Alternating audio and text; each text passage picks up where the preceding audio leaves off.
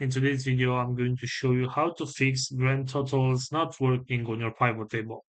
So as you can see right here, I have this column where it says the sum of sales, and I have some values right here, and I want to know the grand total of this column, but as you can see, I do not have this option right here.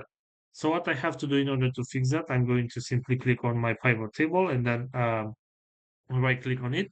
And I have this option, which is pivot table options right here. And as you can see, I have this option, which is totals and filters. So right here, the very first option is grand totals. So I have this option to show grand totals for rows or show grand totals for columns. In my case, I want to use this columns option in order to see the grand totals for this column right here. So what I'm going to do is I'm just going to check this box right here and then hit OK. So as you can see, this grand total column has appeared right here, and it is now working again. So this is all for today, guys. Hope you enjoyed this video. Don't forget to like and subscribe. Bye bye.